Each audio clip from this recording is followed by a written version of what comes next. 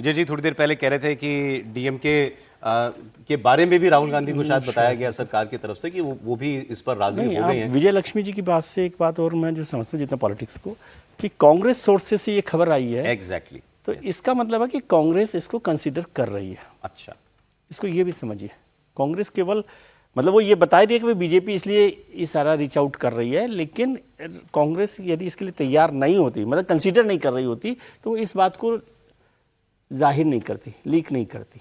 समझे, सरकार ने अभी इस पर कोई जानकारी नहीं दी है। कांग्रेस सोर्सेज का कहने का मतलब है कि मतलब दे आर कंसिडरिंग और they are ready to consider. ये नहीं कह रहा कि वो एग्री कर गए हैं, नहीं कर गए, उनकी क्या शर्तें हो सकती है, क्या नहीं हो सकती है। लेकिन इसीलिए मैं कह रहा हूँ जो आइस ब्रेक है ना, वो थोड़ा सा मुझे लग रहा है। और सर देखिए ये भी इंपॉर्टेंट है ना, देखिए कांग्रेस के सोर्सेस से खबर आई है, इंपॉर्टेंट इसकी इंपॉर्टेंस क्या है, ये डेट आई है सामने 15, 16, 17, 17, 18, 19 व्हाटएवर जो भी होगा, क्योंकि 16, 15 अगस्त का जो सारे एमपीज बाहर रहते हैं। मैं कह रहा हूँ ये सारी चीजें हवा में तो नहीं होती। अब ये कोई विजय लक्ष्मी की कांग्रेस में जिससे भी बात हुई हो, अगर वो ये कह रहा है कि सरकार एक स्पेशल सत्र की बात कर रही है और ये तारीखों की चर्चा चल रही है, तो उन्होंने कहीं से सुना।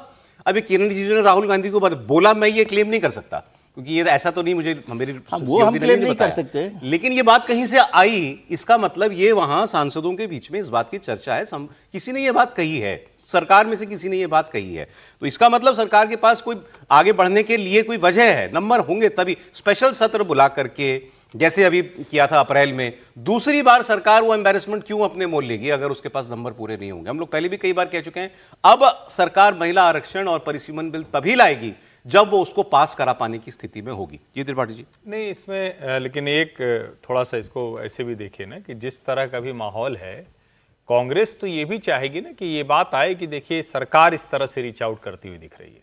आप इसको भी तो जरा बिटवीन द लाइंस देखिए ना, क्योंकि अभी मैं कांग्रेस पार्टी का स्टैंड देख रहा हूं, बहुत कड़ा रुख है। वो साफ साफ कह रहे हैं कि एफसीआरए ड्रैकोनियन लॉ है, हम उसको किसी कीमत पर पारित नहीं होने देंगे।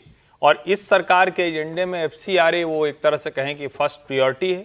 ठीक है, परिसीमन का भी बिल है, परिसीमन महत्वपूर्ण है क्योंकि आरक्षण उससे जुड़ा है, महिला आरक्षण जुड़ा है, लेकिन एफसीआरए भी तो बहुत महत्वपूर्ण है। सरकार और विपक्ष के बीच में कोई डेडलॉक टूट गया हो, मुझे ऐसा नहीं दिखता। ये जरूर है कि दोनों अपनी अपनी पोजीशनिंग कर रहे हैं, और अगर सरकार ने तय कर लिया कि 3 दिन का विशेष सत्र बुलाना है, तो मान लीजिए वो विरोध ही कर दें तो क्या कर लेंगे।